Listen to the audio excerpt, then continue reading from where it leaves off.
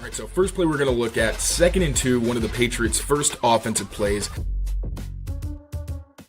What's going on, everyone? Mike Kadlick, Taylor Kyles here for CLNS Media, back with another live edition of the Patriots Daily Podcast, powered, as always, by our friends at PrizePicks. And once again, Taylor, powered by a third win in a row from the Patriots.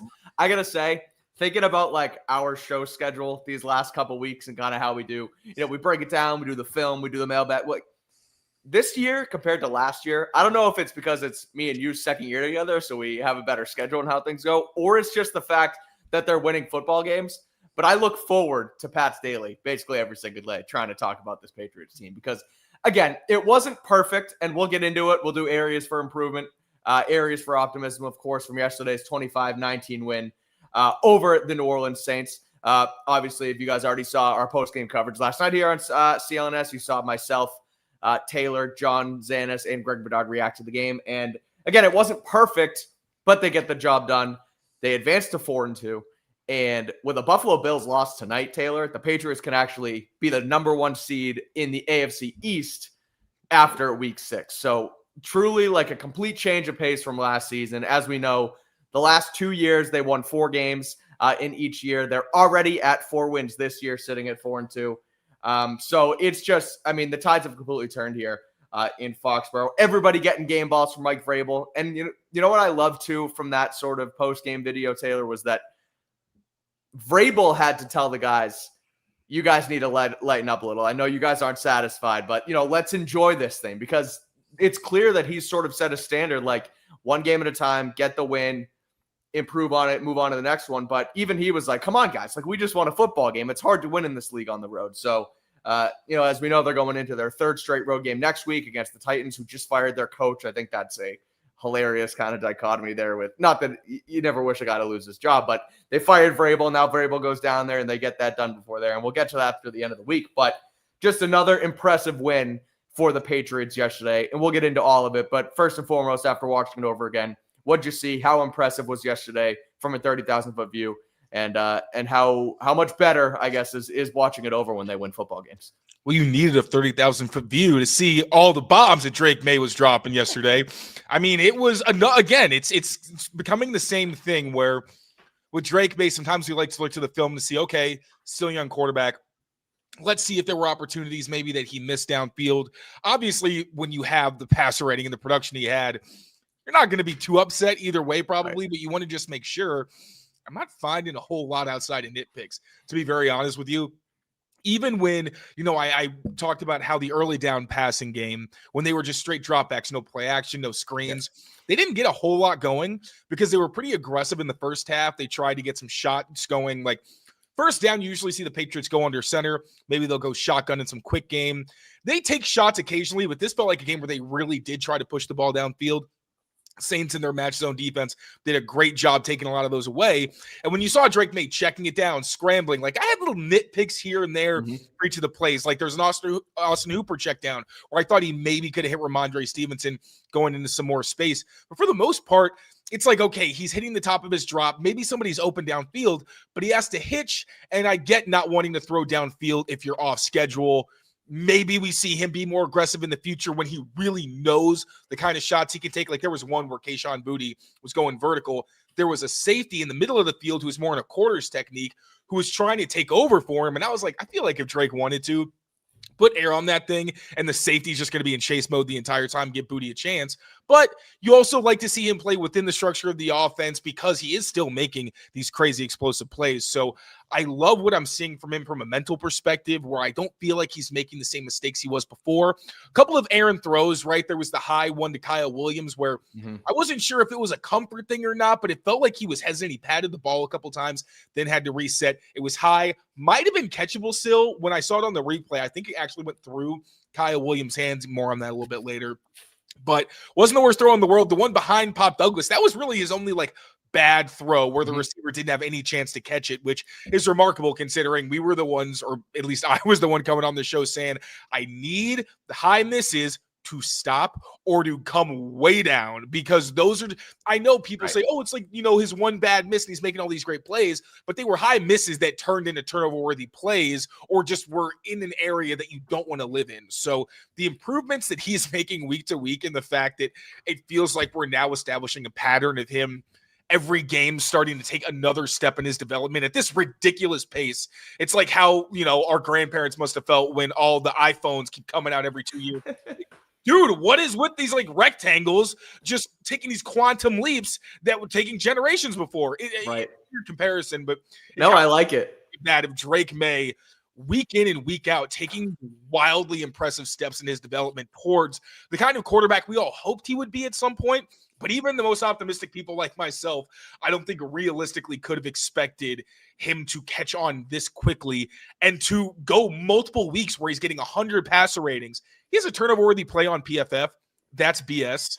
I looked at it, and it's actually on the throw to Pop, which in no way was turnover-worthy. His fumble-ish was on a sneak, so it doesn't. Yeah, right. But yeah, we're gonna hold Drake Maye segment later, so I'm gonna believe we're not getting even deeper into the weeds. But I mean, it's a treat to watch this young man, because after years of watching the Mac Jones and the Bailey Zappies and us having to come on here and being like, was that route run at the proper depth? Oh, the foot run. Oh, just so much chaos that it's hard to even sift through everything to see like what's wrong, because so many things are wrong. Now we have a quarterback who's making this team right, even when other people are wrong. And it's just a blast to watch, man. I'm starting to feel like I'm beating a dead horse, but in this situation, it's much better than beating a dead horse saying like, I don't know what the quarterback is. I don't know what's going on snap to snap. So yeah, this has been really, really fun. Well, I'm with you. And it's funny you say it like that, because I was listening a little bit to Alex and Brian, who were on before us here, break it down. If you guys didn't already check that out, or if you guys came from here, thanks for jumping over here. If you didn't watch them after us. We also have, and I'll mention it later, Andrew Callahan, Mike Giardi doing their late Monday night podcast, as they typically do here on the channel. But when I'm listening to them, Brian kind of was saying how, like, we come on here every week and we talk about Drake Maye. He's the first guy we got to talk about because of the leap, because of, he is the focal point of this team. But at what point is it just, this is just what he is, and we kind of should be talking about everything else? And because, like, I think back, and I hate to do the Tom Brady thing, and I don't mean to do this, but like, when Tom Brady was the quarterback here, I don't think every single game, every single analyst came on and the first thing was like, oh, Tom Brady was great here and Tom Brady was great here, because it was just kind of expected at that point, right? So you didn't really have to dive into it. You dive into the other things, like what we're going to get to, the Kayshon Boutte's, the Marcus Joneses, the guys who maybe had games that, not that you didn't expect, but those things were different things every week that made the rest of the game, where Brady was always the constant, or Patrick Mahomes is always the constant. Josh Allen is always the constant on these teams. Sooner or later, Drake Maye is going to turn into that. And it's going to be kind of, oh, yeah, Drake did that. Drake did this. He made this throw, but he always does that, so it doesn't really matter. So like you said, it's a treat to watch this kid. It's a treat to break it down. So let's start there with this one. So we'll start with our first area optimism. It was, once again, Drake Maye goes 18 to 26, 261 yards, 3 touchdown passes, all in the first half. I thought from what that first half gave us, he was going to, end up putting up 6 touchdowns in this game. Obviously, they slowed him down a little bit in the second half. It's sort of the whole game really slowed down. But he was sensational. He had the 40.1 passer rating. Very selfless after the game, talking about, ready for the next one. The defense did their job in the second half. Just proud of these guys. He was asked today on radio about the MVP talk.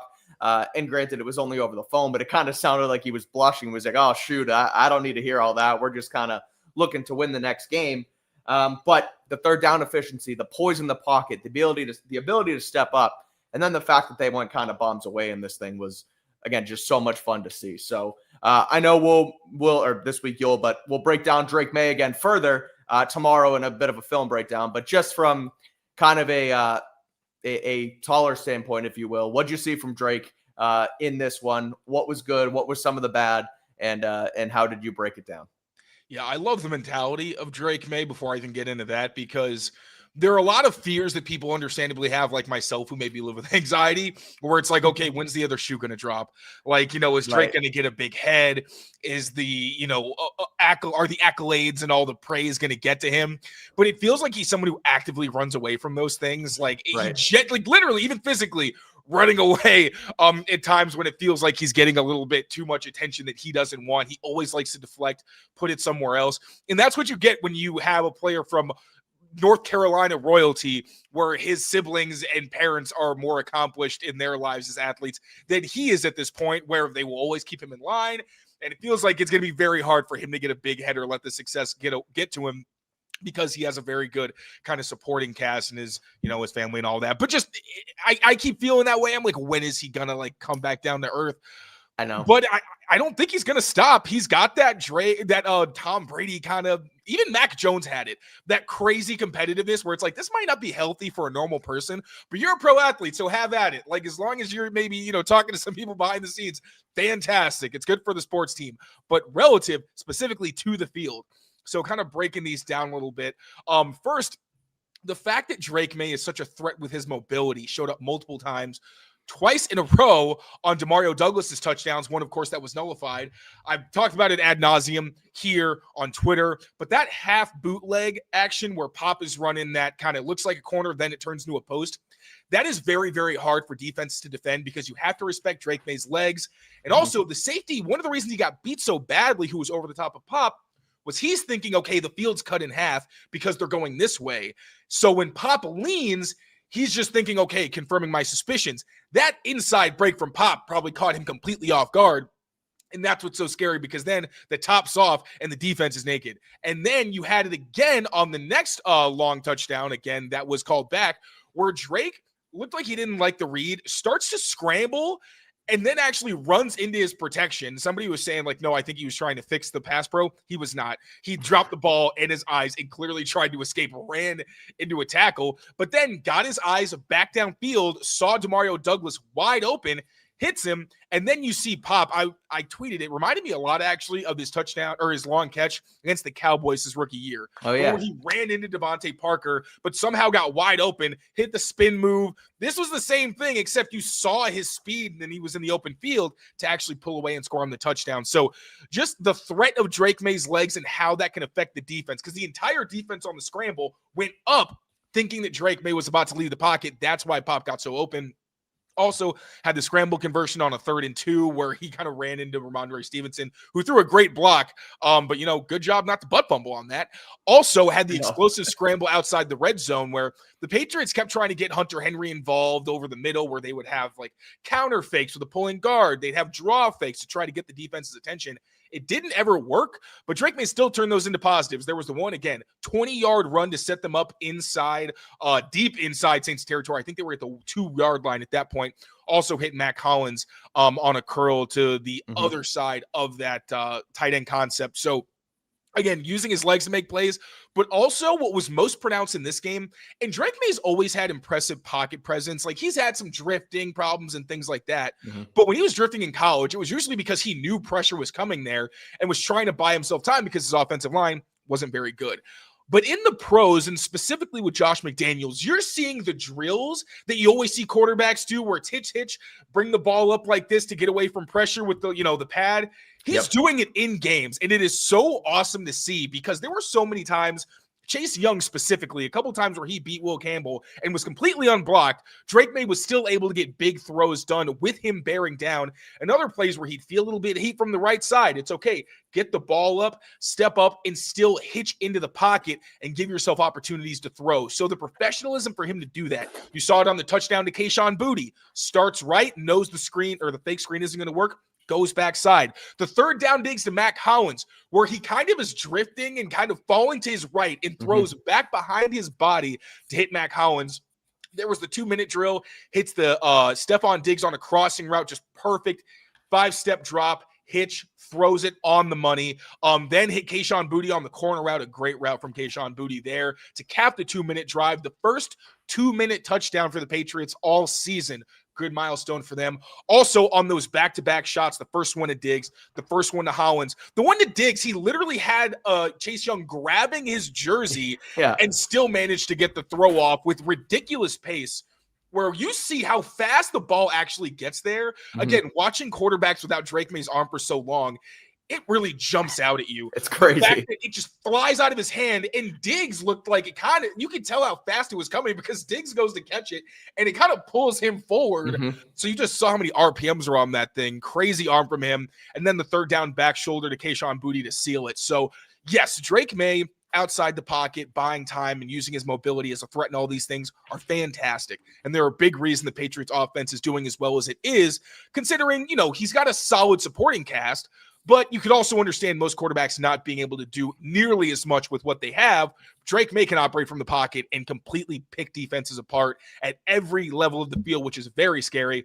Also, shout out to him for the fourth down conversion to Stephon Diggs. Those two have been money on that play in late down situations. There were the bad.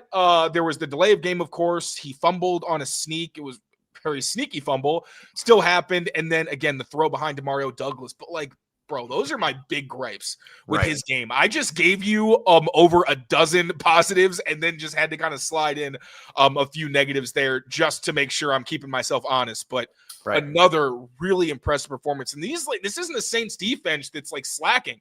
Their whole thing is taking away deep shots. And for the most part, they did a very good job. When you're playing Drake Maye, it's like Josh Allen. It's to a point where it's he's going to get his. You just have to make sure that you are not letting him rain fire for 60 minutes and just creating this big lead that you can't come back from. Obviously the Patriots aren't at that point yet. They're not a Josh Allen Bills type of team quite yet, but you do see the flashes of Drake Maye is inevitable. And he felt inevitable in this game where it's okay, 3rd and 27. That's okay. We're still going to let it rip. It's the third down of, I don't know if it's efficiency, but it feels like just about every single time they're in a third and gotta have it situation, he's there. Or fourth and gotta have it, he's there. And you mentioned the one to Stephon Diggs. There was the one at the end of the game to Kayshon Boutte where he trusts his guy. He gives him a not really a jump ball, but puts it on his body type of throw. He knows he's going to come down with it. It happened with Boutte. I don't know if this was third down, but on his first touchdown where he kind of just gives him a chance and he trusts his guy to go get it. He just has an innate ability to make these plays happen. And you saw it twice on the plays that unfortunately didn't count, but that play to Stephon Diggs, third and long, he gets it done. Then it's third and even longer, and he still gives Mac Hollins enough of a chance. That one should have been called defensive pass interference, but I digress. And it was just all there with him. He was outstanding. He continues to be outstanding, continues to be the reason they can win football games. And like you said, those couple nitpicks at the end are what we kind of have to talk about, but he's there. He is playing some of the best quarterback in the NFL right now at 23 years old in what was, I believe, his 18th professional start yesterday. So it truly is incredible stuff. And he basically played the length of the season that the NFL actually wants. Yeah, right. Yeah, literally. Yep. He's played the NFL's dream season. Dream season. That's what I'm looking for exactly. So another great one from Drake Maye. But obviously can't do it without your wide receivers, which we're going to get to next here. Kayshon Boutte, DeMario Douglas also have 2 solid games as well for Drake Maye. Boutte really coming into his own, which we've talked about it a little bit. We saw it last year, but even he mentioned yesterday after the game, I had character concerns. I wasn't my best version of myself in my first couple years in the NFL. I believe he's still only 23, 24 years old right now. So dude, that's crazy. He's a young kid, Drake Maye's age, who's continuing to still kind of like he said yesterday, grow into his own. But he finally has the confidence. He has continued to build this rapport with Drake Maye. 5 catches for 93 yards and 2 touchdowns in his Louisiana homecoming yesterday. Drake Maye's aggressiveness with him came out a couple times, obviously on both the touchdowns, but also a very smart play by Kayshon Boutte on that final drive to get down in bounds, keep the clock running. So you see that he runs an out route, but he doesn't maybe try and get a couple more yards to run up the sideline and get out of bounds. He catches the ball, first down, falls, keeps the clock moving, gets things going. So you're seeing that cerebralness from him as well. And then Pop Douglas, someone who we started to write off a bit on this show, goes 3 catches, 71 yards and a touchdown and should have had another one there. So he sort of improved this week rather, and had a solid game for himself and showed that, maybe we started to write Pop off a little too quick in this offense. And even though maybe it was Efton Chisholm getting on the roster that Pop was like, nope, that's it. This is too close for comfort. I got to make this happen. But the two third year guys, the 6th round picks from a couple years ago, really showing up yesterday in New Orleans. Yeah, Kayshon Boutte's growth has really been phenomenal. And you saw glimpses of what we've seen now. Like in his first training camp, he was making a lot of these like crazy plays in the red zone, making all like catching. It wasn't everything at that point, but he was catching a lot. And it felt like there was inconsistencies where it was like, all right, there is some that he probably should catch that he isn't. But he was flashing on a pretty regular basis. Then we actually get to the season and obviously can't get his feet in bounds against the Eagles, and Bill Belichick puts him in the doghouse, which is something that not only Kayshon, but like other receivers, I think Kendrick Bourne acknowledged that was the case. Yep. And then you see in year 2, Alex Van Pelt says, I didn't really know that I could rely on him. We didn't have him in the plans, but he basically put himself in the plan with a good summer, was reliable, and we realized we had to give him opportunities. In that bad offense, where, yes, Kayshon wasn't perfect. I know the deep post stuff and really a lot of the deep targets were what kind of worried me most. But he showed out as a blocker, and he was clutch in a lot of those 2-minute situations. You'd see him get down, give the ball to the official, make these crazy catches, just showing very good situational awareness. Now it's all culminated in, he has a real offensive coordinator. He has a good receivers coach in Todd Downing, who says all the time, like, yeah, you're not going to see my receiver drills on TikTok, but I'm doing things that are functional that I believe in. And he brings a quarterback's perspective in an offense where that helps, because it is so important, even more so than in other offenses, for you to be in line with the quarterback, because you have to literally see things the same way. It's not just being on the same footsteps as it is more on the West Coast offense. So just kind of waxing poetic before I even get to the tape on Kayshon Boutte, but his ability to be clutch, have the strong hands and be super reliable, be physical, and do all of those things and show just phenomenal awareness, like you said, in these end of half situations. It's huge. And it's something the Patriots haven't had at that X spot since Brandon LaFell. Yeah. Probably. Yeah. I think Malcolm Mitchell gave you some of that, but I mean, on a consistent basis, Kayshon Boutte is the best X the Patriots have had since Brandon LaFell, and it's not particularly close. So just going through the plays, he had the 3rd and 9 catch and run, which I'm not sure if it was the turf or if it was the route, but Kayshon Boutte's defender slipped. I think it was Kool-Aid McKinstry. So he got open, was able to convert in a long yardage situation on a short play. The contested touchdown on the fake screen, like the physicality to work through press, get to the top of his route, maintain that separation, and then make the adjustment. Because like Drake probably could have led him more so that it was more of a pass over his shoulder than where he had to pretty much work through Kool-Aid. I think it was Kool-Aid. But either way, still a hilarious thing to say. He had to work through Kool-Aid.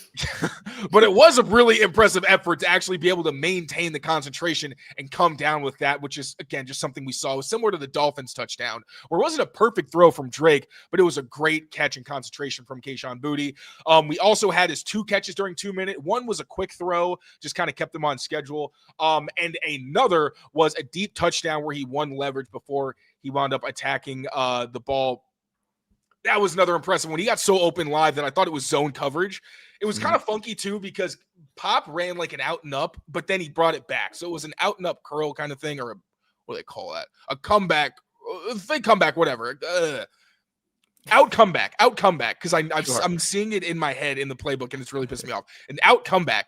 So the defender was kind of in the area, saw the throw, and then tried to attack where Kayshon Boutte was. So he basically was in the vicinity of like 3 defenders, managed to catch the ball, throw his shoulder to protect himself, then still got in the end zone. And then obviously the game-sealing back shoulder was awesome. So Kayshon Boutte, it's not always going to be his week, but on the weeks that it is, he's paying it off. And that's a really cool 3-headed monster to kind of have in the receiving core. Yeah. Him, Stephon Diggs, and then Hunter Henry. We talked about that last week. But maybe we add a 4th. Maybe it's a fork, because DeMario Douglas finally showing up downfield. A wide receiver fork. I like it. Or a pass catching fork. Sure. Right, pass catching fork. And it's not even that it was a new role for him. We've seen them do this with Pop before. Like the Raiders game, I remember. He goes across in motion and runs the same route, but Drake doesn't throw it to him. Like, Pop is fast. He's like a 4.4-ish guy, maybe mid 4.4s, but you saw it on the play where he pulled away.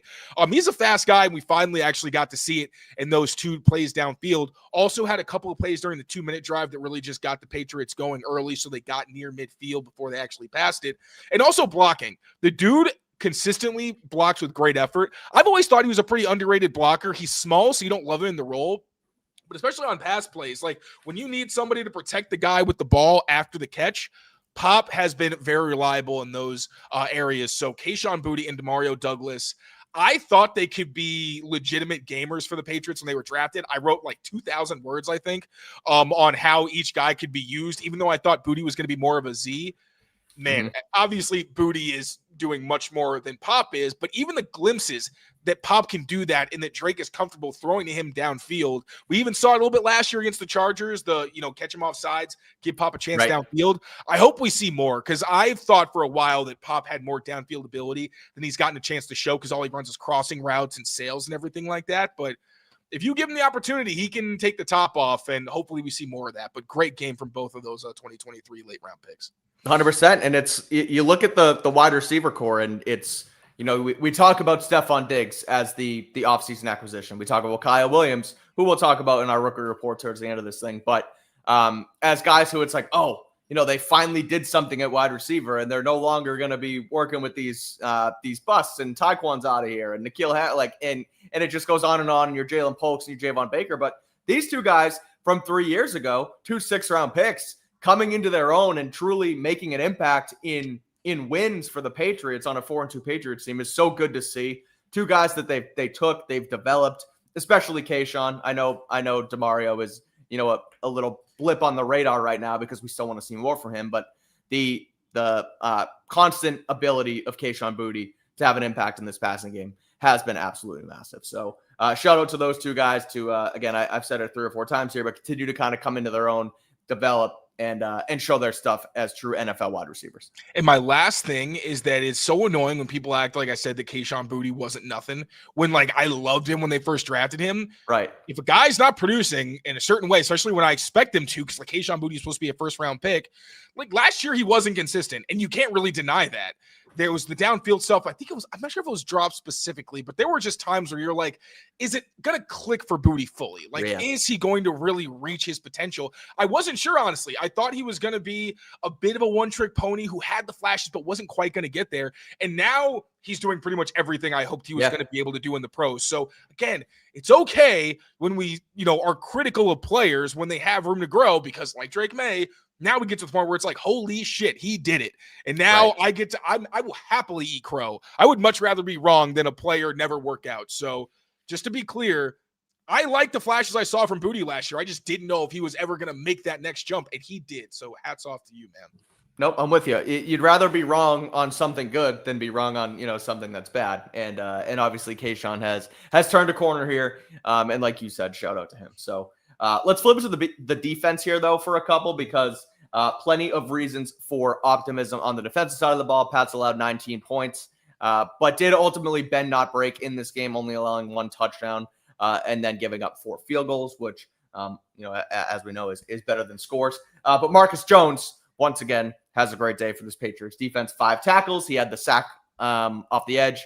He had 5 passes defensed. He had a quarterback hit. And just continues to be a very impressive player. And we talked about him a little bit last week in the cornerback room as a whole, not only as just obviously they're not using him as a gadget guy, but Marcus Jones has this he's not just, but he's the best punt returner and they can maybe use him on offense. No, this dude's an NFL defender.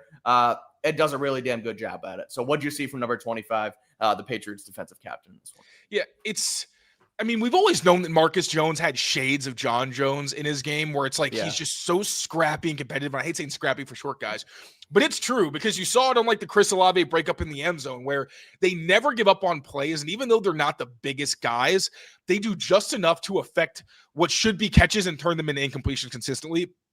This was maybe the most well-rounded game I've ever seen from Marcus Jones. He was physical in run defense. We already know that he can do that. He'll scrap in the box. He's not afraid of any of those things. Made the plays in the passing game. Again, the Chris Olave breakup in the end zone was one of the toughest plays you can defend as a slot corner. Mm-hmm. The only thing tougher is probably a crossing route where you have no inside help because you're running across the entire field with no one helping you and you have outside leverage, so you have to stick to the hip and have closing speed. Marcus Jones worked through 2 different receivers. First, Kyle Duggar bubbled over him. Christian Gonzalez did a really good job jamming his guy and sticking close so that it wasn't just a ton of space and Jones had to go through all of this. But still, he had to work through 2 players on a pick wheel. Chris Olave was wide open. Jones went from tracking the ball and closing space to realizing, okay, I'm not going to be able to make a play on this. While he's trying to close the space on Chris Olave, turns, looks at the receiver, and is able to get just enough of the arm to keep Chris Olave from making the catch. Remarkable effort on, again, one of the toughest plays for a slot corner to defend, where he's explicitly being targeted on a pick and didn't fall victim to it. I remember last year he had a few plays where he got picked pretty badly. Last week even, there was a mesh play where he ended up falling behind. That was a really good one to prevent what could have been a game-changing score. That would have actually given, I think the Saints took the lead anyway on a field goal, but would have given them a more significant lead. We also saw him capitalize on, Chris Olave slipped, to be fair, on his breakup early on in the game. But hey, he stuck on the hip and still prevented a play from happening. And then there was the other breakup where Charles Woods very nearly punched it out, where he's rerouting Rashid Shaheed in the slot, then buzzes under an out route to Chris Olave to show his closing speed because he was underneath it by a decent margin, then to go up and contest what was a high point from Chris Olave, and then obviously making it just difficult enough for Woods to, probably was a fumble. Even Vrabel said that he didn't want to challenge because he didn't like the risk reward because they wound up punting anyway. But still, the competitiveness from Marcus Jones there, and then credit to Charles Woods for knocking it out, but also the pass rushing element of this, where he gets the sack. Partial credit to Kayshon. He looped inside, gave Rattler nowhere to step up into, but also for Marcus Jones to kind of make Kamara miss inside and then come down with the tackle. I think that was his first pressure of the season. And there was another play where he's blitzing late in the game, gets hit in the face by an offensive tackle or a tight end or somebody, still attacks Spencer Rattler and actually helped kind of affect an errant throw. So one of the most well-rounded games that I've seen from Marcus Jones. I don't love him blitzing, to be honest. Unless you scheme it well enough that he can just get to the quarterback unblocked, awesome. And he is tough. He'll work through some pretty physical hits, but he is a smaller guy. But even still, he made it work last week and continues to make plays in the passing game. And this was a week where, unlike last week where it was kind of up and down, he didn't get picked on. I think he only gave up one conversion where a receiver kind of threw him off and was able to get a first down. But another really good game from Marcus Jones. 100%. Good stuff from the Pats defensive captain, cornerback number 25. You did mention Kayshon in there, so I do want to get to him, as well as one more piece of optimism from this Patriots win over the Saints. But before we do all that, got to talk about our friends at PrizePicks, because as you all know, this episode and every episode of Patriots Daily is powered by our good friends at PrizePicks. You and I make decisions every single day, but on PrizePicks, being right can get you paid. So don't miss out on any of the excitement this football season on PrizePicks, where it's good to be right. It's super simple to play. All you got to do is pick more or less on at least two player stats. And if you get your picks right, you could cash in. We got two football games on tonight. We got Bills versus Falcons and Commanders versus Bears. You can take the quarterbacks more or less on passing yards, passing touchdowns, running backs more or less, rushing yards, receiving yards, touchdowns, etc. All that. Pair them up together. Jaden Daniels, Caleb Williams, Josh Allen obviously playing tonight as well. So there's a ton of action to get in on tonight on the PrizePicks app. So if you want to watch some Monday Night Football and get in on the action with those guys, you can do it on the PrizePicks app right now. And all you got to do is sign up, download the app, sign up, create an account, use code CLNS, and you get $50 in lineups after you play your first $5 lineup. Again, download the PrizePicks app today and use code CLNS to get $50 in lineups after you play your first $5 lineup. PrizePicks, it's good to be right. I will make a couple lineups and throw them out on Twitter today if you guys are interested. Again, it's a doubleheader on Monday Night Football tonight, so make sure you check those out. If you want to follow along, feel free. Use that code CLNS on PrizePicks to get $50 in lineups. All right, Taylor, we also have another defender on the optimism list here for the Patriots. It's Kayshon, who missed last week with a knee injury, but comes back this week. Another LSU guy, another homecoming for him down south there. And has another outstanding game. I saw you tweeted he had career highs in pressures with 8 and hurries with 7. What did you see from the offseason acquisition in Kayshon, who, again, we've talked about it a few times, but sort of considered a bust to begin his career, goes to Jacksonville, goes to the Raiders last year. Now he's come into to the Patriots and has been really impressive so far. Yeah, man. I remember in the summer he said that he was hoping to be able to settle down someplace. Yeah. I'd love for that to be New England because he is playing very well. He's also fighting through injury. Like, he's been banged up pretty much the entire season, if not just most of the season. Obviously missed last week, but came back this week with a vengeance. Like you said, 8 pressures, a career high for him. And one thing about Kayshon, if you put him up against a rookie, he's going to make that rookie or inexperienced player look very bad. And that's exactly what he did. So he beat both of the Saints offensive tackles. Left tackle is, of course, Kelvin Banks. Right tackle is Talise Fuanga, the second-year offensive tackle out of Oregon State. So he beat both of those guys with double swipes, like beat them clean, got right around the edge. He created 2 sacks on line games. There was one where he actually picked Christian Barmore's blocker. I think it was Trevor Penning. Then Barmore just kind of threw him off. And then, like I mentioned on the Marcus Jones sack, he looped inside and was a big reason that Rattler just was kind of dead to rights and didn't have anywhere to go. Beat Kelvin Banks with power, like put him on skates early, beat him with finesse a couple of times. And there were 2 pressures where he actually worked through chips on play action fakes. One thing I love is a transition rush. If you can make an impact on play action, you will have my heart. And he did that twice in this game. I think he was also involved in a run stop as well. But on a day where you really needed your edges to stand out, because obviously the depth is really being tested, Harold Landry also had a very good day. I want to give him a shout out as well. Just, the list is already very long for the reasons for optimism. But the fact that Harold Landry got hurt and still was able to make an impact consistently throughout the game in all phases, as we know he does, was very impressive. These 2 edge guys, man, I'm all for, developing Ponder and Swinson if you want to. If you want to maybe draft more of a premier, a really explosive edge rush threat, I wouldn't be against it. But Landry and Kayshon, if you go into next season with those 2 guys as your starters, I'm not going to be mad because they, along with obviously the defensive tackles for this team, have been working in tandem very, very well. Well, I like that you said that, because I've sort of been thinking about, and this is again not a niche thought necessarily about Kayshon, but like where this Patriots team is at 4-2, and we're talking playoffs, and I saw Mike Reese on the radio this morning. They asked him, like, could this team win the Super Bowl? And Reese didn't say no, right? Like, and again, it's you're getting almost a dirty word until Thanksgiving. Yeah, right. And it's you get a little too far over your skis when you start talking Super Bowl here. It's only through 6 weeks, but like, anything is possible. And the reason I say it is because we don't obviously want to develop players, but if they're going to be 4-2 at this point and beat the Bills and then go on a little bit of a streak here, and Drake Maye is going to play this well, like, you're not on a long-term rebuild track anymore. You're kind of on a, and I've sort of come, I've soured to the, hey, let's make sure that we use this quarterback's rookie contract thing, because they're always going to get paid. You're going to be able to find the money. You're going to be able to do it. Like you see Patrick Mahomes or whatever, he gets paid and he still wins Super Bowls. But like, the track is getting shorter.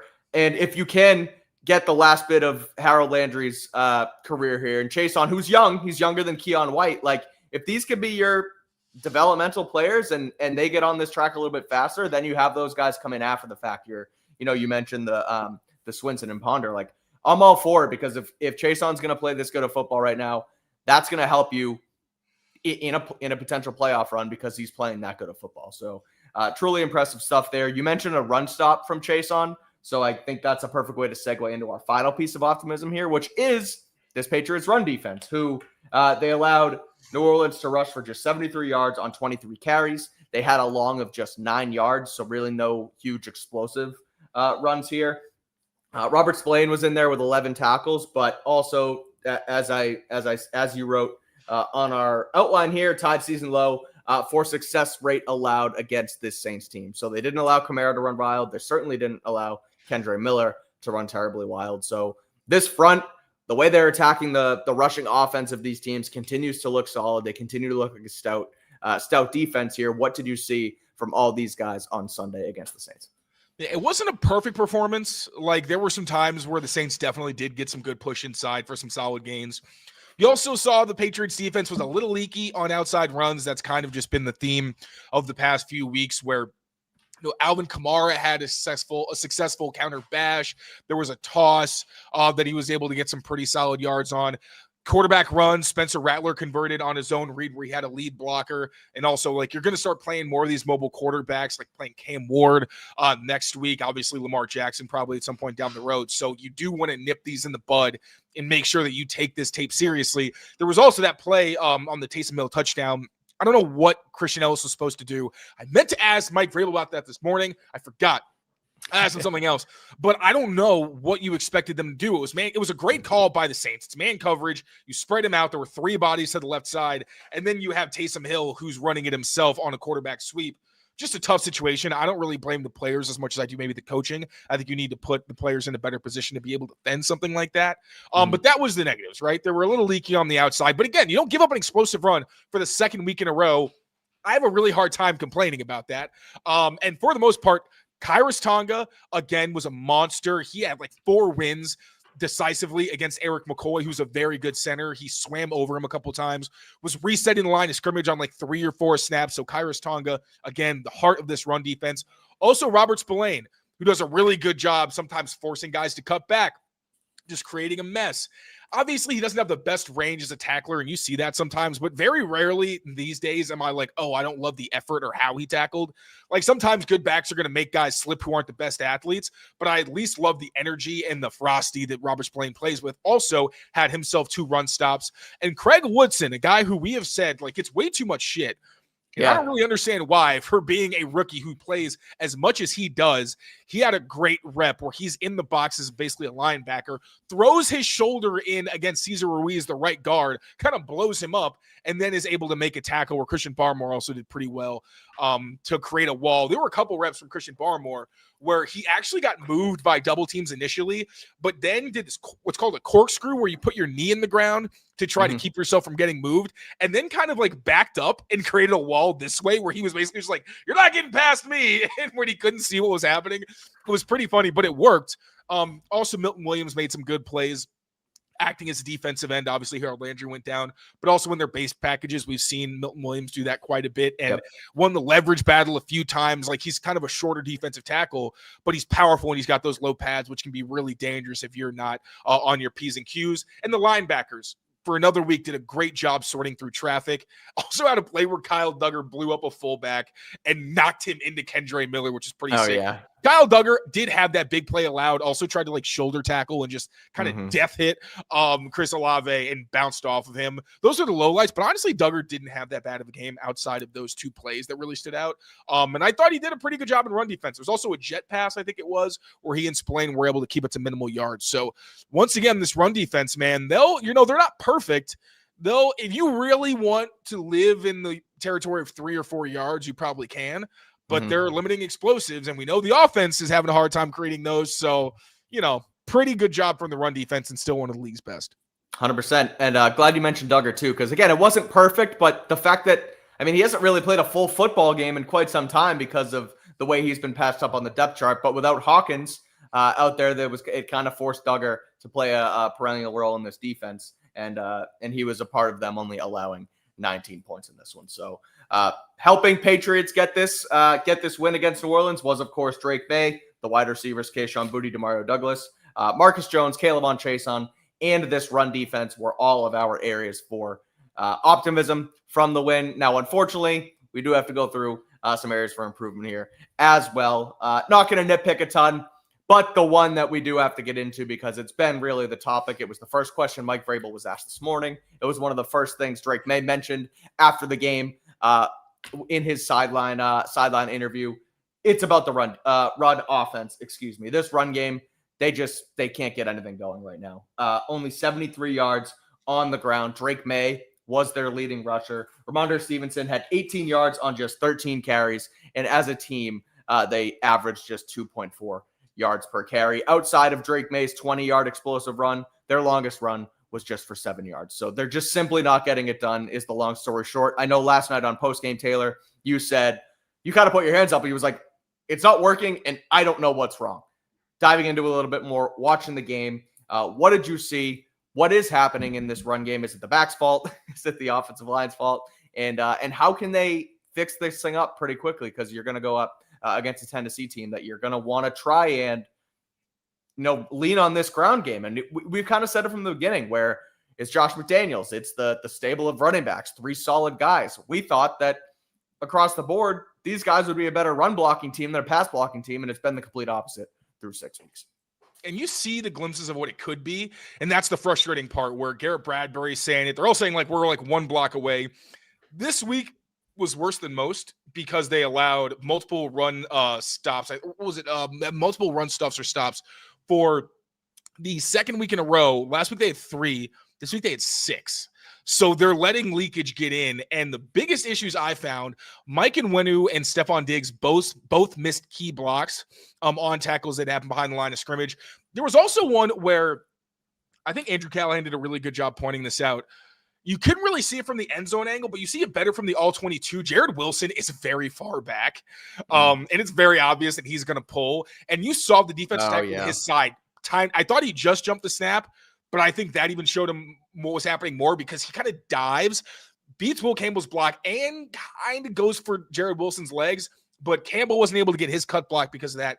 Morgan Moses lost to the front side, and then guys just collided. Jack Westover probably could have given better help. He kind of whiffed there, but really both tackles lost, resulted in a tackle in the backfield.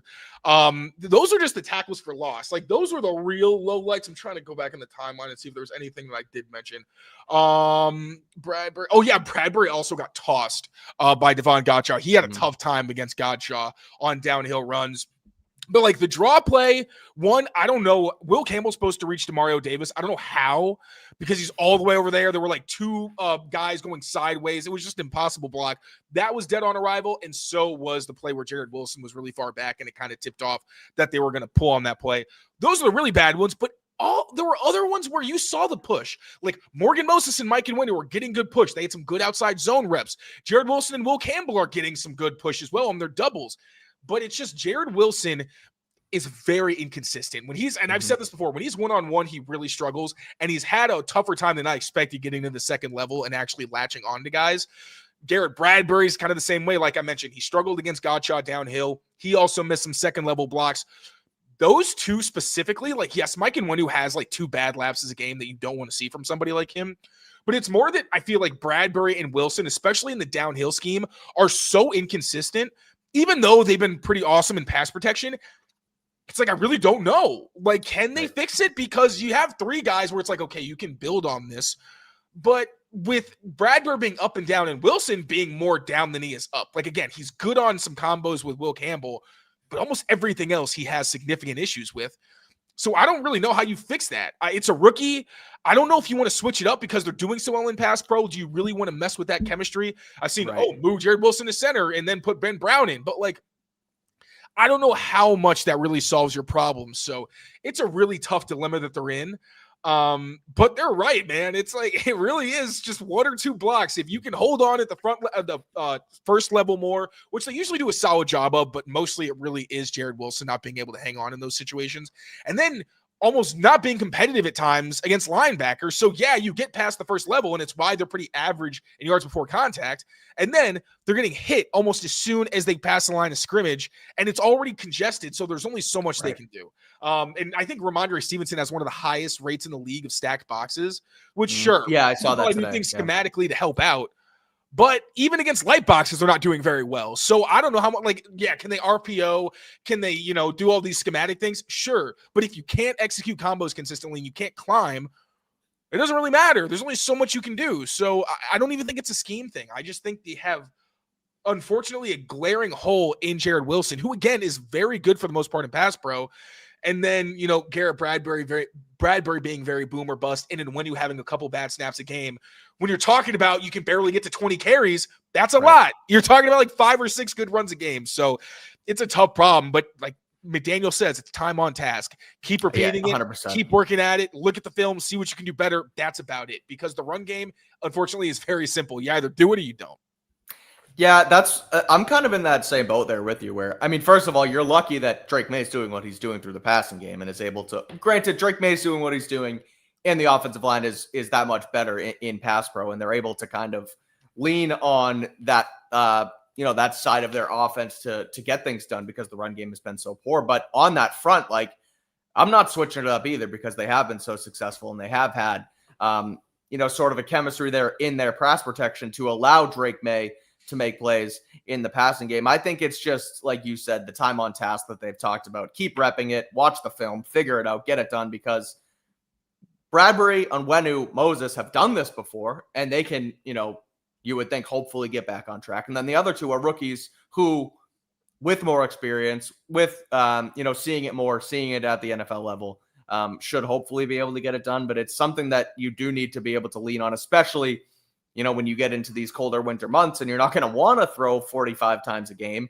You're going to want to run the ball and kind of ground and pound it here, especially playing football games in New England. So it's something that they do need to improve on. But look, I keep going back to how good Drake Maye has been playing. And yes, you want a ground game, but lean on the pass if you have to, because you've just won 3 games with it. So it's kind of a catch-22 here. You do obviously want that. No, actually, this is Pat's daily. Yeah, sorry. Shout out Evan and Alex over at Patriots.com with catch-22. But I digress. Crab? No, this is Patrick. Right. But anyway, I digress. That's the run game. One final nitpick before we get into our rapid-fire rookie report to close out the show. The Patriots' pass defense was fine in this one. And Spencer Rattler is just maybe a pretty good quarterback, because they score 19 points. Rattler goes 20 of 26 for just over 225 yards in this one. Was pretty efficient. Even on some of his incompletions, they were dimes that just weren't hauled in. Chris Olave, I think, had a couple drops in this game. So Rattler played pretty well, all things considered. But they had a tougher time against this Saints passing offense than you'd like. Yeah, and I hate to nitpick, because you're not giving up explosives. For me, that matters more than anything. If you're giving up short gains, I'll usually take that. I at least do want to acknowledge, though, Carlton Davis, it feels like every week he has one loss and one penalty. It's kind of like the Brandon Browner thing all over again. You remember that? Where it's hey, he's physical. He does the right thing more often than not. You'll take 2 or 3 frustrating moments a game. That's kind of what happened, a pretty egregious defensive pass interference. And then he also had a glance where Rashid Shaheed kind of smoked him, off the line of scrimmage. That'll happen, but, it wasn't great. Christian Gonzalez gave up that dig to Brandon Cooks. He played it tighter at another point in the game. That's why I'm kind of bringing it up, because he could do better. But at least it was competitive on that one. Also, Rattler was able to attack a dig right behind. I think Marcus Jones was kind of flying to the flat, and that was a big reason it was open. I don't know how Spillane really could have gotten to it. And then, of course, the Kyle Duggar explosive, that can't happen. You can't have Chris Olave screaming at you off the line of scrimmage and just play it like you're in quarters. That needs to be a more urgent situation. But again, Spencer Rattler is a good player. He had 3 or 4 big-time throws. Took everything they gave him underneath. They weren't missing a ton of tackles. Are they perfect? No. But this is a defense. It's not like they're playing man coverage every single snap. Christian Gonzalez is doing his part where it doesn't feel like they're getting picked on in terms of the corners. But they're giving up some plays. It's just, again, I feel very nitpicky, because it's very minimal explosives, and the explosives are, for the most part, on competitive reps. So it's if you're right there and you're batting it down, I can only get so mad until it's a glaring problem. And it's like against the Dolphins, some of those explosives were yikes, this can't continue. But the past couple of weeks, it's all right, if I see this as a pattern, sure, but I haven't seen any significant patterns emerge. But of course, you want to see them be better, because by the numbers, they're giving up some of the most explosive plays in the league, and they're not very good as a pass defense. Again, strictly if you're going by the numbers. Yep, we'll see if they can improve that next week with an interim head coach in Tennessee, and Mike McCoy, who is seemingly going to take over that offense with rookie Cam Ward. You hope that against a rookie number 1 pick, you can continue to get this pass defense settled down. But we'll do some live podcast planning here, Taylor. Do you want to hit the rookie report now, or do you want to save it for the Drake Maye breakdown tomorrow? It's totally up to you. Could save it for the Drake Maye breakdown. So okay. 3 minutes. No, I can do it. 3 minutes. I can do it. All right. Perfect. All right. Taylor's going to run through the rookies real quick. This class with obviously headlined by Campbell, Jared Wilson, Joshua Farmer with a good game as well. What did you see from these guys? Maybe not headlined by Will Campbell, but number 4 overall pick. We'll start it off. Well, yeah, no, I'm just going to go through them real quick. I'm literally just going to read from my notes. So Will Campbell, strong push on downhill runs 4 times. 2 were on duo. 1 was on power. 1 was on inside zone. Also had a very savvy cutoff on outside zone. and also was mostly sturdy in pass pro. Like we already know, he's not a liability out there. But he did struggle against Chase Young in ways he hasn't really in the past. Chase Young disengaged twice. There was actually 3 times where he fully got off the block and had a shot at the quarterback. There was the Before one you keep going, I'll cut you off for a sec. You said we have 3 minutes. Callahan, Girardi aren't on until 8 o'clock, so you do have a little bit of time. Oh, okay. Then yeah, I won't talk quite as fast then. All right. So I'll let you. You can still rattle through these rookies here, but we do have a little bit of time. There's a buffer before the next show comes on. Okay, I will make it relatively quick though. But yeah, so for Will Campbell, Chase Young disengaged 3 times when he was in pass pro. Don't love that. A couple of those led to hits on Drake Maye. Got knocked back by power 3 times. 2 were against Chase Young. 1 was against Cam Jordan. Had the false start on a 3rd and 12. Got collapsed on the backside of a power run. Couldn't get a cutoff on the backside of an outside zone run. Although, again, it was kind of tale of 2 because he had one, couldn't another time. And then missed a block on the backside of the goal line run. But like I mentioned, Jared Wilson's stance kind of put him in a very tough position. Moving on to Jared Wilson. Again, mostly sturdy in pass pro, but that was really mostly the good. And even in pass pro, he struggled a bit more than he usually does one-on-one. He had a pressure allowed on a pull against Cam Jordan where he was coming on that like counter hot action they use. Jordan kind of beat him inside, but it wasn't a huge loss. Got beaten by a club rip on the outside on Drake Maye's shot to Mac Hollins. That led to a quarterback hit. That's a rep where he doesn't usually lose. Also got beaten by a spin move pretty badly on the quick out to Boutte. That was an almost instant loss that was nullified by Drake getting the ball out quickly. So not the best day for Jared Wilson, who I love to praise. Unfortunately, there was more on the negative side, and I already talked about the run blocking. I don't have to dig too much more into that. Sure.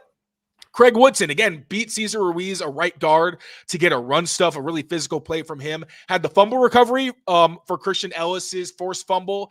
You got to credit the guys for falling on it because of how many times we said they couldn't capitalize. Also had that unblocked pressure on 3rd down that helped lead to a stop there. Travion Henderson now had solid gains and leg churn on power, outside zone cutback, and a zone lead run. Also had a great block in blitz pickup on Kayshon Boutte's first touchdown. We always talk about when he messes up, we got to give the guy credit. He was able to get the blitzing safety, kind of steer him. That gave Drake Maye an alley to inch up, slide into space, and then make that throw. So that was really good to see. But Henderson did drop a screen that was thrown to him in tight quarters. It looked like, it bounced off somebody or something like that, but Henderson probably should have caught that. If he was able to make Granderson miss, who had a good push, there were a couple blockers in front of him, so got to dock him for that. And it looked like he might have glitched on the 3rd and 1 bootleg because he just kind of stops moving. And it's like, you feel like Ramondre Stevenson with no one to block would be like, let me turn around and see if my quarterback needs me. And he kind of just like strafed. It was really funny. It literally looked like a Madden, and then the computer, like I know. The controller dies. The video's hilarious. And you're like, what are you doing? But up and down day for Travion, but at least he showed some growth in pass protection. Joshua Farmer, good day for him. He shows up just about every week. I think there was like one game where I was like, it's more negative than good for him, but he's been very good as a run defender, and he has shown up at times as a pass rusher. He ran through 2 blockers on a hurry. First, he kind of hit him in the face, but he got through Kelvin Banks and then just threw a shoulder into Trevor Penning, put him on the ground, and then got some pressure on Spencer Rattler.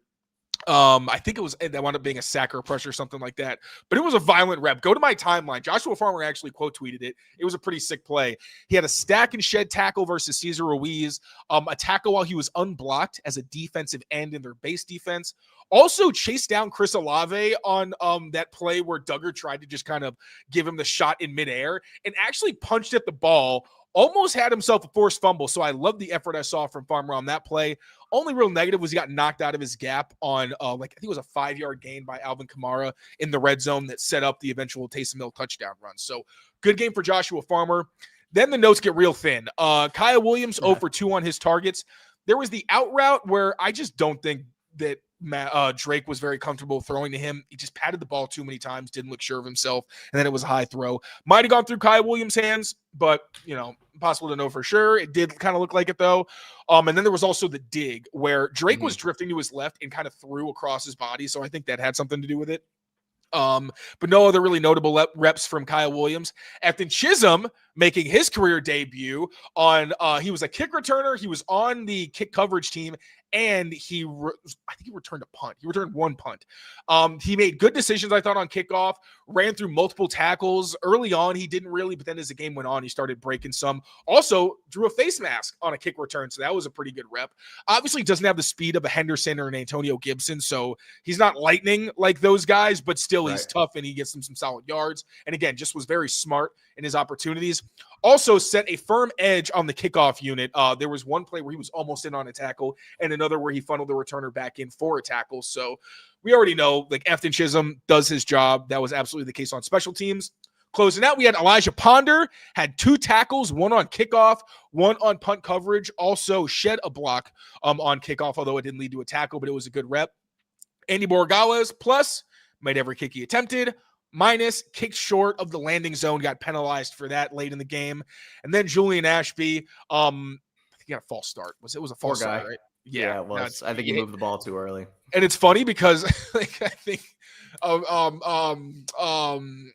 Jeremy Springer, I asked how Ashby had progressed. He kind of like gave him some crap. It kind of felt like he was the what do you call it? Like the Jerry of the special teams room. Oh yeah. You watch Parks and Rec. Yeah. I was like, oh, that's a way that he doesn't really talk about anybody else. But I mean, it's the long snapper. I feel like those guys get ribbed a lot. So sure. Yeah, it sucks there when you never want to get your name called unless you're making a tackle. Unfortunately, that happened. But come on, Ashby. But other than that, I thought it was a pretty solid day for a lot of the rookies. Especially, and I hate to pile on, but Layden Robinson gets released from IR today, and that rookie draft class from them was just outside of Drake Maye, pretty abysmal. I think the only other guy is Caden Wallace, who has been an inactive all throughout the season so far. So again, to have this rookie class contributing the way they are is certainly promising. And it's funny you mentioned the Ashby thing, because when I looked through our outline before the show, I'm like, Ashby's on here, huh? Again, what are we gonna say? And I was like, oh yeah, he did have that false start. Too bad, but. Hey, what are you going to do about the long snapper, right? At any rate, that is going to do it for our Patriots versus Saints recap here on Patriots Daily. Should we mention one more thing before we get out of here, actually? The Absolutely. Titans head coaching situation? Oh, yeah. Let's dive in for a second, because I mentioned it off the top a little, and now that we do have a little time that we cleared up, that there's nothing coming behind us until 8 o'clock, where, by the way, let's keep it here, Patriots Press Pass. Andrew Callahan and Mike Giardi. A little Pat's interference action there. Well, they'll also recap the game on their end. So stick around here on Patriots Press Pass throughout the end of the night. But yeah, so Titans fire Mike Vrabel, which I'm thinking they probably regret right now. They give the keys to Brian Callahan from the Cincinnati Bengals and fire him into a 4-19 start to his career as the head coach of the Titans. And then apparently didn't have a plan at interim head coach until they finally gave it to that someone reported. I think it might have been Kolarski, was like, from what I understand, they don't have a plan just yet. And then they finally handed over to Mike McCoy, who has been an offensive coach around the NFL for a little while, was the head coach of the Chargers a couple seasons ago. But they have just been hire, fire, GM, head coach down there in Tennessee for a long time. A dysfunctional team. And incredibly ironic that the week before Mike Vrabel comes back to town is when they decide to move on from Brian Callahan. Yeah, it does, and I think Michaela brought it up. It does kind of feel like a Gerard Mayo situation, but even earlier. Yeah, I guess not earlier, because this is the second season. Very, very early in the season, though. But yeah, it was clear there was an issue. It didn't feel like the team was going anywhere. They have talent. It's not like this is a team that's just like a bunch of scrubs or anything like that. When you have your rookie quarterback talking about, I'm keeping a buck, we ass. That's crazy. Right. And also, just, I don't know a ton about the Titans situation, so I can't necessarily give super deep insights into this. It's good for the Patriots. It could be good for the Patriots. You never know how a team's going to perform with an interim head coach. Sometimes it just lights a fire under them. Yeah, if it's just somebody they connect with, or somebody that, just hearing a different voice sometimes gives that energy boost, even if it's for 1 week, like the Josh McDaniels, smoking on that Josh McDaniels pack where he's gone. Yeah, with Jeff Saturday. Yeah, and they look like a new team. So that's different. Sorry, go ahead. That's fine. But it's an interesting situation. Let me cut you off there, because the McDaniels Raiders lost to Jeff Saturday's Colts. So they got the Jeff Saturday boost from the Colts got the Jeff Saturday boost from a head coach who was like an analyst before. And then, like you said, the Raiders end up getting rid of McDaniels. They, like you said, they smoked on that pack and got that done too. So. But yeah, I mean, so maybe they'll come out supercharged. And again, if they are talented, this should not be a team that the Patriots sleep on either way, especially with a guy like Cam Ward at quarterback. But hey, man, if they really didn't think there was a future, it's terrible that they didn't have a plan. I don't know what you're doing there. That's, that's not advisable, but it's better to move on sooner than later. Like, all right, now you're going to be back in the conversation. People are going to know there's a head coaching search, and they'll be able to, people who are free agents or who may be thinking about head coaching opportunities can make a plan. But the last 4 number 1 pick quarterbacks, Bryce Young or Caleb Williams, Bryce Young, Cam Ward now, and Trevor Lawrence all had their head coach fired within the first 2 years, I believe. Jeez. So they had a new head coach at some point in their second season. So, I mean, when you're bad, your team's bad, you're dysfunctional. I get it, but it is too bad. Now, some of those guys have been able to rebound a little bit, but yeah, fortunate situation in Tennessee, and you have to wonder how it impacts them going forward this week. Obviously, like you said, a new voice in the room. Mike McCoy has at least done it before, so maybe there's like this is what it's supposed to be like under a head coach, and everything just kind of clicks. We'll see. But it is it's a different hurdle. It's a different task now for the Patriots, not having to go up against Brian Callahan. Still same team, and we'll see what happens there, but definitely an interesting angle. Not necessarily important, like my variable said today, but it's an interesting thing going on with the Titans down there. So now that's going to do it here for us on Patriots Daily, breaking down Patriots versus Saints from yesterday. I'm going to be MIA tomorrow, but Taylor's going to be back here breaking down some Drake Maye film on the channel, so make sure you keep it locked in here. Wednesday, we'll do our normal mailbag. We'll then preview the Titans Thursday and do our Discord Friday as usual as we continue on the 2025 season with the Patriots now 4-2. While you're watching, or while you guys are watching, Andrew Callahan and Mike Giardi, keep an eye on the ESPN app as well, or watch the game on Monday Night Football, because if the Bills lose tonight, Taylor, the Patriots are in first place in the AFC East, and we'll have an entire different conversation coming up here. But thanks for your hard work as always. Good stuff, Taylor. To everybody joining in and watching, thank you guys so much. Shout out to PrizePicks as always, the sponsor of this show. And until next time, take care of yourselves, take care of each other, and we will see you soon. Peace out, everyone.